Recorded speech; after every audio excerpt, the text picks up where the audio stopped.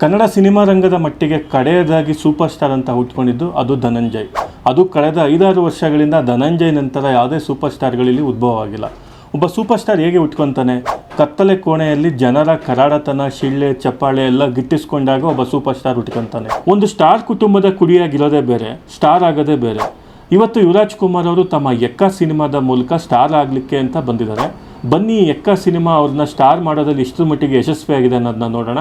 ನಮಸ್ಕಾರ, ನಾನು ನಿಮ್ಮ ಓಂ ಶಿವಚರಣ್. ನೀವು ನೋಡ್ತಾ ಇದ್ದೀರಾ ಪಬ್ಲಿಕ್ ಒನ್ ಮೀಡಿಯಾ. ಒಂದು ಹಳ್ಳಿಯ ಒಂದು ಅಮಾಯಕ ಹುಡುಗ ಸಾಲದ ಹೊರೆ ತಡೆಯೋಕ್ಕಾಗದೆ ಬೆಂಗಳೂರಿಗೆ ಬಂದು ಬದುಕು ಕಟ್ಕೊಳ್ಳೋ ಸಮಯದಲ್ಲಿ ಅಂಡರ್ ವರ್ಲ್ಡ್ಗೆ ಅಚಾನಕ್ಕಾಗಿ ಎಂಟ್ರಿ ಕೊಟ್ಟು ಅಲ್ಲಿ ದೊಡ್ಡ ಹೆಸರು ಮಾಡ್ತಾನೆ. ಈ ಒನ್ಲೈನರ್ ಕೇಳ್ತಿದ್ದಂಗೆ ನಿಮ್ಮ ಕಣ್ಮುಂದೆ ಒಂದು 10 ಸಿನಿಮಾ ಪಾಸ್ ಆಗ್ಬೋದು, ಆಶ್ಚರ್ಯ ಏನಿಲ್ಲ. ನಮ್ಮ ಎಕ್ಕ ಸಿನಿಮಾದು ಅದೇ ಕತೆ. ಸೊ ಈ ಸಿನಿಮಾದಲ್ಲಿ ಕಥಾನಾಯಕ ಮುತ್ತು ಹಳ್ಳಿಯಲ್ಲಿ ಒಂದು ಸಿಂಪಲ್ ಆಗಿ ಲೈಫ್ ಲೀಡ್ ಮಾಡುವಾಗ ಅನಿವಾರ್ಯ ಕಾರಣದಿಂದ ಬೆಂಗಳೂರಿಗೆ ಬರ್ತಾನೆ. ಈ ಊರಿಗೆ ಬಂದಾಗ ಅವನು ಎದುರಿಸುವಂಥ ಸನ್ನಿವೇಶಗಳು, ಅವನಿಗೆ ಸಿಗೋ ಜನ, ಅಲ್ಲಿ ಆ ಜನರುಗಳ ಜೊತೆ ಅವನಿಗೆ ಬೆಳೆಯುವಂಥ ಬಾಂಧವ್ಯ, ಇದಿಷ್ಟು ಫಸ್ಟ್ ಹಾಫಲ್ಲೇ ತೋರಿಸ್ತಾ ಹೋಗಿದ್ದಾರೆ. ಮಿಕ್ಕಿದೆಲ್ಲ ನೀವು ತೆರೆ ಮೇಲೆ ನೋಡಿ ಆನಂದಿಸಬೇಕು. ಸೊ ಈ ಸಿನಿಮಾದ ಪಾಸಿಟಿವ್ ವಿಷಯಕ್ಕೆ ಬರೋದಾದರೆ, ಈ ಸಿನಿಮಾದ ಮೊದಲ ಅರ್ಧನೇ ಇದ್ರದ್ದು ಪಾಸಿಟಿವ್ ಅಂತ ಹೇಳ್ಬೋದು. ಫಸ್ಟ್ ಹಾಫ್ ಕೊನೆಯಲ್ಲಿ ಹೀರೋ ಕೈಗೆ ರಕ್ತ ಮೆತ್ಕೊಳ್ಳೋವರೆಗೂ ಈ ಸಿನಿಮಾದ ನರೇಷನ್ ಆಗಲಿ ಅಥವಾ ಸ್ಕ್ರೀನ್ ಪ್ಲೇ ಆಗಲಿ ತುಂಬ ಫಾಸ್ಟಾಗಿ ಹೋಗುತ್ತೆ ಮತ್ತು ಪ್ರೇಕ್ಷಕರನ್ನ ಹಿಡಿದಿಟ್ಟು ಕೂರಿಸುತ್ತೆ. ಮತ್ತು ಇಲ್ಲಿ ನಾಯಕ ನಟನಿಗೆ ಅವ್ನು ಹೀರೋಯಿಸಮ್ ತೋರ್ಸೋಕ್ಕೆ ಒಳ್ಳೆ ಸ್ಟೇಜ್ ಕ್ರಿಯೇಟ್ ಮಾಡಿಕೊಟ್ಟಿದ್ದಾರೆ.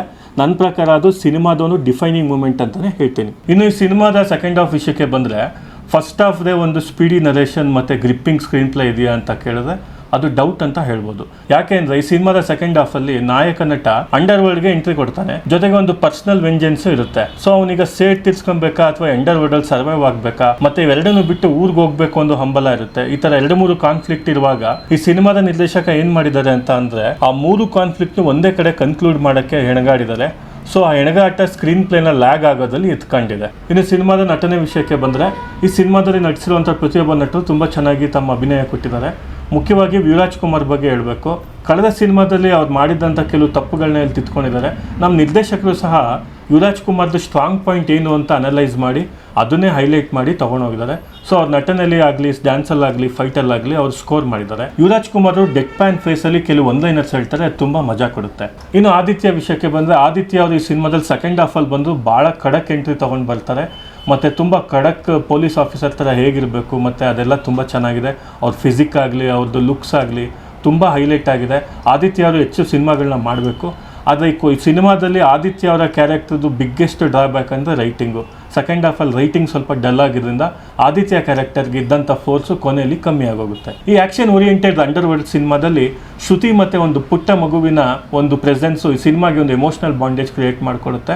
ನಾಯಕ ಹಳ್ಳಿಯಿಂದ ಬೆಂಗಳೂರು ಬರೋಕ್ಕಾಗಲಿ ಅಥವಾ ಬೆಂಗಳೂರಲ್ಲಿ ಅವನು ರೌಡಿಸಮ್ಗೆ ಎಂಟ್ರಿ ಆಗೋಕ್ಕಾಗಲಿ, ಇವೆರಡು ಪಾತ್ರದ ಬಹಳ ಮುಖ್ಯವಾದ ಕಾರಣ ಇದೆ. ಮತ್ತು ಅವನು ಅಂಡರ್ ವರ್ಲ್ಡ್ಗೆ ಎಂಟ್ರಿ ಆಗೋಕ್ಕೆ ಸ್ಟ್ರಾಂಗ್ ಪಾಯಿಂಟ್ ಆಗಿ ಆ ಪುಟ್ಟ ಮಗು ಆ್ಯಕ್ಟ್ ಮಾಡಿದೆ. ಮತ್ತು ಆ ಪುಟ್ಟ ಮಗುವಿನ ಆ್ಯಕ್ಟಿಂಗ್ ನಮ್ಮ ಕಣ್ಣಲ್ಲಿ ನೀರು ತರಿಸುತ್ತೆ. ಮತ್ತು ಈ ಸಿನಿಮಾದಲ್ಲಿ ಡಲ್ ಮೂಮೆಂಟ್ಸ್ ಬಂದಾಗೆಲ್ಲ ಇದನ್ನು ತುಂಬ ಬ್ರೈಟ್ ಅಪ್ ಮಾಡಿರೋದು ನಮ್ಮ ಮೈಸೂರಿನ ಹುಡುಗ ಪೂರ್ಣಚಂದ್ರ ಅವರು. ನಾವು ಸತ್ಯ ಸಿನಿಮಾದಲ್ಲಿ ಮನೋಜ್ ಬಾಜ್ಪೇಯಿ ಅವರು ಬಿಕು ಮಾತ್ರ ಅಂತ ಒಂದು ಪಾತ್ರ ಮಾಡಿದ್ರು, ನಿಮ್ಗೆ ನೆನಪಿದ್ರೆ ಅದೇ ವೈಬ್ಸ್ನ ಇವ್ರು ಕ್ಯಾರಿ ಮಾಡಿದ್ದಾರೆ. ಮತ್ತು ಅವ್ರು ಇದ್ದಷ್ಟು ಹೊತ್ತು ಸಿನಿಮಾದಲ್ಲಿ ಎನರ್ಜಿಗೆ ಕೊರತೆ ಇಲ್ಲ. ಒಂದಷ್ಟು ಒಳ್ಳೆ ಒನ್ಲೈನರ್ಗಳನ್ನ ತುಂಬ ಚೆನ್ನಾಗಿ ಅವರು ಕನ್ವೆ ಮಾಡಿದ್ದಾರೆ. ಇನ್ನು ಸಿನಿಮಾದಲ್ಲಿ ಮಸ್ತಾನ್ ಬಾಯಿ ಅಂತ ಅಂಡರ್ ವರ್ಲ್ಡ್ ಡಾನ್ ರೋಲ್ ಮಾಡಿ ಮತ್ತು ಯುವರಾಜ್ ಕುಮಾರ್ಗೆ ಮೆಂಟರ್ ಮಾಡೋ ರೋಲಲ್ಲಿರುವಂಥ ಅತುಲ್ ಕುಲಕರ್ಣಿ ಅವ್ರದ್ದು ಯಾವತ್ತಿನಂತೆ ಒಂದು ಗ್ರೇಸ್ಫುಲ್ ಅಭಿನಯ. ಅವರು ಕನ್ನಡಕ್ಕೆ ಬಂದಾಗ ಡಾನ್ ಪಾತ್ರ ಮಾಡುವಾಗ ಅವರಾನೇ ಬೇರೆ ಥರ ಇರುತ್ತೆ, ಅವರ ಇಲ್ಲೂ ಕ್ಯಾರಿ ಆಗಿದೆ. ಮತ್ತು ಈ ಸಿನಿಮಾದ ಸಂಭಾಷಣೆ ವಿಷಯಕ್ಕೆ ಬಂದರೆ, ಮಾಸ್ತಿ ಮತ್ತು ರೋಹಿತ್ ಪದಕಿ ಅವರು ಸಖತ್ ಕೆಲಸ ಮಾಡಿದ್ದಾರೆ ಅಂತಲೇ ಹೇಳ್ಬೋದು. ಮಾಸ್ತಿ ಅವರು ಆ್ಯಸ್ ಯೂಶುವಲ್ ಅವ್ರು ಯಾವತ್ತಿದ್ರು ಮಾಸೆ. ಸೊ ಅವ್ರ ಸಿನಿಮಾದಲ್ಲಿ ಅವ್ರು ಕೊಟ್ಟಿರೋಂಥ ಒಂದನೆಗಳು ತುಂಬ ಚೆನ್ನಾಗಿದೆ. ಎಲ್ಲ ಆಟಕ್ಕಿಂತ ದೊಡ್ಡ ಆಟ ಉಸಿರಾಟ, ಅನ್ನಕ್ಕೆ ಎಲೆ ಇಲ್ಲ ಅಂದ್ರೇನು, ಬೆಲೆ ಇದೆ, ಈ ಥರ ಎಲ್ಲ ಒಂದು ಪಂಚಿಂಗ್ ಒಂದನೆರ್ಸು ತುಂಬ ಇದ್ದಾವೆ ಈ ಸಿನಿಮಾದಲ್ಲಿ. ಮುಂಚಿನ ಸಿನಿಮಾಗಳಲ್ಲಿ ಕ್ಲಾಸ್ ಆಗಿ ಸಿನಿಮಾ ತೆಗೆದಿದ್ದ ರೋಹಿತ್ ಪದಕಿ ಅವರು ಮಾಸ್ ಆಗೋಕ್ಕೆ ಮಾಸ್ತಿ ಅವರ ಒಂದು ಕೊಡುಗೆನೂ ಇದೆ ಅಂತ ಹೇಳ್ಬೋದು. ಮತ್ತು ಈ ಸಿನಿಮಾದ ಎಡಿಟಿಂಗ್ ವಿಷಯಕ್ಕೆ ಬರೋದಾದರೆ, ದೀಪು ಎಸ್ ಕುಮಾರ್ ಎಡಿಟಿಂಗು ತುಂಬ ಕ್ರಿಸ್ಪಿ ಆಗಿದೆ. ಫಸ್ಟ್ ಹಾಫ್ ಪೂರ್ತಿ ಈ ಸಿನಿಮಾ ಯಶಸ್ಸಾಗೋದಕ್ಕೆ ದೀಪು ಅವ್ರ ಎಡಿಟಿಂಗು ಕಾರಣ ಅಂತ ಹೇಳ್ಬೋದು. ಸೆಕೆಂಡ್ ಹಾಫಲ್ಲಿ ಅವ್ರ ಎಡಿಟಿಂಗ್ಗೆ ಬೇಕಾದಂಥ ಸ್ಪೇಸು ಸ್ಕ್ರೀನ್ ಪ್ಲೇಲಿ ಸಿಕ್ಕಿಲ್ಲ. ಸತ್ಯ ಹೆಗ್ಡೆ ಕ್ಯಾಮ್ರಾ ಬಗ್ಗೆ ಹೆಚ್ಚಿಗೆ ಮಾತಾಡೋದೇ ಇಲ್ಲ. ಅವ್ರು ಯಾವ ಸಿನಿಮಾ ಆದರೂ ಜೀವ ತುಂಬುವಂಥ ಕೆಲಸ ಮಾಡೇ ಮಾಡ್ತಾರೆ. ಈ ಸಿನಿಮಾದಲ್ಲೂ ಅದೇ ಥರ ಅವ್ರು ಇಟ್ಟಿರುವಂಥ ಫ್ರೇಮ್ಸ್ ಆಗಲಿ ಅಥವಾ ಬೆಂಗಳೂರು ಗಲ್ಲಿಗಳನ್ನೂ ತುಂಬ ಸುಂದರವಾಗಿ ತೋರಿಸಿದ್ದಾರೆ. ಅದು ಲಾಸ್ಟಲ್ಲಿ ಕ್ಲೈಮ್ಯಾಕ್ಸಲ್ಲಿ ಒಂದು ಶೂಟೌಟ್ ಬರುತ್ತೆ, ಅದಂತೂ ಅಬ್ಸಲ್ಯೂಟ್ ಸಿನಿಮಾಟಿಕ್ ಎಕ್ಸ್ಪೀರಿಯನ್ಸ್ ಅಂತಲೇ ಹೇಳ್ಬೋದು. ಅದನ್ನಂತೂ ನೀವು ಮಿಸ್ ಮಾಡಲೇಬಾರ್ದು. ಇನ್ನು ಈ ಸಿನಿಮಾದ ಸಂಗೀತದ ವಿಷಯಕ್ಕೆ ಬಂದರೆ, ಈ ಸಿನಿಮಾದ ಸೆಕೆಂಡ್ ಹೀರೋ ಯಾರು ಅಂತ ಕೇಳಿದ್ರೆ ಅದು ಮ್ಯೂಸಿಕ್ ಡೈರೆಕ್ಟರ್ ಚರಣ್ ರಾಜ್ ಅಂತಲೇ ಹೇಳ್ಬೋದು. ಈ ಸಿನಿಮಾದಲ್ಲಿ ಎಲ್ಲೆಲ್ಲಿ ಡಲ್ ಮೂಮೆಂಟ್ಸ್ ಇದೆ ಅನಿಸುತ್ತೆ ಅಲ್ಲೆಲ್ಲ ಅವ್ರದ್ದು ಮ್ಯೂಸಿಕ್ ತುಂಬ ಚೆನ್ನಾಗಿ ಎಲಿವೇಟ್ ಮಾಡಿದೆ. ಮತ್ತು ಮುಖ್ಯವಾಗಿ ಸಿನಿಮಾದ ವೈರಲ್ ಆಗಿದ್ದ ಹಾಡು ಬ್ಯಾಂಗಲ್ ಬಂಗಾರಿ. ಈ ಹಾಡು ಬಂದಾಗ ಥಿಯೇಟ್ರ್ ಉಚ್ಚೆದ್ದು ಕುಣಿತು ಮತ್ತು ಆ ವೈಬ್ಸು ಹಂಗೆ ಕ್ಯಾರಿ ಆಗಿದೆ. ನಿಮಗೆ ಸಿನಿಮಾದು ಸ್ಟಾರ್ಟಿಂಗಲ್ಲೇ ಅವರು ಬ್ಯಾಂಗ್ಳೂರಿಗೆ ಎಂಟ್ರಿ ಆದ ತಕ್ಷಣ ಆ ವೈಬ್ ಬಂದ್ಬಿಡುತ್ತೆ, ಇನ್ನೇನು ಆ ಸಾಂಗ್ ಬರುತ್ತೆ ಅನ್ನೋ ಒಂದು ಕುತೂಹಲ ಮೂಡಿಸೋ ಥರ ಅವ್ರ ಮ್ಯೂಸಿಕ್ ಬಂದಿದೆ. ಮತ್ತು ಅವ್ರದ್ದು ಎಮೋಷ್ನಲ್ ಟೈಮ್ಸಲ್ಲೂ ಅವ್ರ ಮ್ಯೂಸಿಕ್ ತುಂಬ ಚೆನ್ನಾಗಿ ಬಂದಿದೆ. ಸೊ ಒಟ್ಟಾರೆ ಈ ಸಿನಿಮಾ ಬಗ್ಗೆ ಹೇಳಬೇಕು ಅಂತ ಅಂದರೆ, ಈ ಸಿನಿಮಾ ಟ್ರೈಲರ್ ರಿಲೀಸ್ ಆದಾಗ ಭಾಳಷ್ಟು ಜನ ಜಾಕಿ ಮತ್ತು ವಂಶಿದು ವೈಬ್ಸ್ ಇದೆ ಅಂತ ಹೇಳ್ತಾ ಇದ್ರು. ಬಟ್ ಸಿನಿಮಾ ನೋಡಿದಾಗ ನನಗನ್ಸಿದ್ದು ಏನಂದರೆ, ಈ ಸಿನಿಮಾದ್ದು ಜಾಕಿ ಮತ್ತು ಸಲಗ ವೈಬ್ಸ್ ಇದೆ ಅಂತ ಅನ್ನಿಸ್ತು. ಯಾಕೆಂದರೆ ಇಲ್ಲಿ ಬರೋವಂಥ ಖಡಕ್ ಪೊಲೀಸ್ ಆಫೀಸರು ಮತ್ತು ಆ ಕ್ರಿಮಿನಲ್ಸ್ ಬಾಯಲ್ಲಿ ಬರೋ ಒನ್ಲೈನರ್ಸು ಮತ್ತು ಈ ಚರಣ್ ರಾಜ್ ಅವ್ರದ್ದು ಕ್ಯಾಚಿ ಮತ್ತು ರೇಸಿ ಮ್ಯೂಸಿಕ್ ಇದೆಲ್ಲ ಸಲಗ ನೆನಪು ಮಾಡುತ್ತೆ. ಈ ಸಿನಿಮಾದ ಮುಖ್ಯವಾದ ಕನ್ಸರ್ನ್ ಅಂದರೆ ವೈಲೆನ್ಸು. ಯಾಕೆಂದರೆ ಈ ಸಿನಿಮಾದಲ್ಲಿ ವೈಲೆನ್ಸ್ ತುಂಬ ವೈಭವೀಕರಣ ಮಾಡಿದ್ದಾರೆ. ನಿರ್ದೇಶಕರು ಯಾವ ಪಾಯಿಂಟ್ನ ಕನ್ವೆ ಮಾಡಬೇಕು ಅಂತ ಅನ್ಕೊಂಡಿದ್ರು ಅದನ್ನ ವೈಲೆನ್ಸ್ ತೋರಿಸ್ತೇನೂ ಮಾಡ್ಬೋದಾಗಿತ್ತಲ್ವಾ ಅಂತ ನನಗೆ ಅನ್ನಿಸ್ತು. ನಮ್ಮ ಕನ್ನಡ ಚಿತ್ರರಂಗದಲ್ಲಿ ಮುಂಚೆ ಒಂದು ಸಕ್ಸಸ್ಫುಲ್ ಫಾರ್ಮುಲಾ ಅಂತ ಒಂದಿತ್ತು. ಒಂದು 4 ಫೈಟು, 4 ಡ್ಯಾನ್ಸು, ಒಂದು ಐಟಮ್ ಸಾಂಗು, ಒಂದಷ್ಟು ಪಂಚಿಂಗ್ ಡೈಲಾಗ್ಸ್, ಇದಿಷ್ಟಿದ್ರೆ ಸಿನಿಮಾ ಗೆಲ್ಲುತ್ತೆ ಅನ್ನೋದು ಒಂದು ನಂಬಿಕೆ ಇತ್ತು.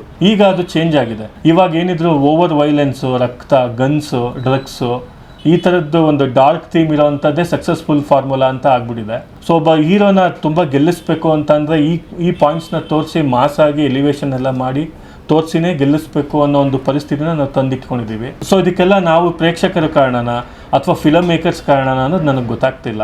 ಈ ರಕ್ತಪಾತನೇ ಸಿನಿಮಾ ಗೆಲ್ಲಿಸುತ್ತೆ ಅನ್ನೋ ಸ್ಟೀರಿಯೋಟೈಪ್ನ ಬ್ರೇಕ್ ಮಾಡೋವಂಥ ನಿರ್ದೇಶಕರು ಮುಂದಿನ ದಿನಗಳಲ್ಲಿ ಬರ್ತಾರೆ ಅನ್ನೋ ಒಂದು ನಂಬಿಕೆ ನನಗಿದೆ. ಸೊ ಓವರಾಲ್ ಆಗಿ ಹೇಳಬೇಕು ಅಂದರೆ, ಎಕ್ಕ ಸಿನಿಮಾದಲ್ಲಿ ಸೆಕೆಂಡ್ ಹಾಫ್ ಸ್ವಲ್ಪ ಲಾಗಿತ್ತು ಅನ್ನೋದು ಬಿಟ್ಟರೆ ಈ ಸಿನಿಮಾದಲ್ಲಿ ಇನ್ನೆಲ್ಲವೂ ಚೆನ್ನಾಗಿದೆ. ಸೊ ಯುವರಾಜ್ ಕುಮಾರ್ ಅವರು ನಾನು ಸ್ಟಾರ್ ಆಗೋಕ್ಕೆ ರೆಡಿ ಇದ್ದೀನಿ ಅನ್ನೋದನ್ನ ಅವ್ರು ಈ ಸಿನಿಮಾ ಮೂಲಕ ಸ್ಪಷ್ಟ ಸಂದೇಶ ಕೊಟ್ಟಿದ್ದಾರೆ. ಅವರಿಗೆ ನಮ್ಮ ಅಭಿನಂದನೆಗಳು.